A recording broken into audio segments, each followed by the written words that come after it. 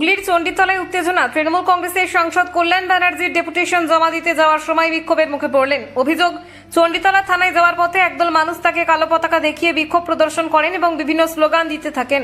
ঘটনাস্থলে পরিস্থিতি ক্রমশ উত্তপ্ত হয়ে ওঠে। অভিযোগ, বিক্ষোভ চলাকালীন তার উদ্দেশ্যে দূর থেকে ঢিল ছোড়া হয়। একটি ঢিল তার মাথায় লাগে বলে জানা গেছে।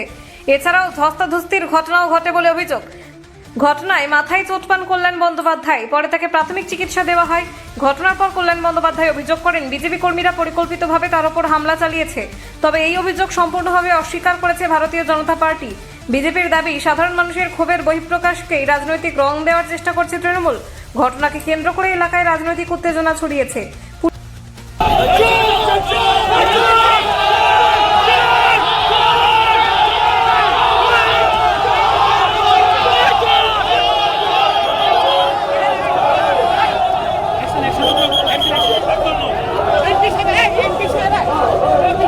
এই মুহূর্তে দেখতে পাচ্ছেন একেবারে কল্যাণ বন্দ্যোপাধ্যায় শুয়ে পড়েছেন।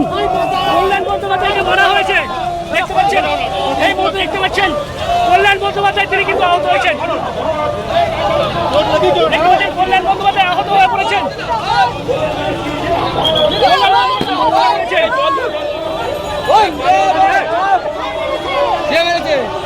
কে মারলো? কে মারলো? পানি পানি পানি পানি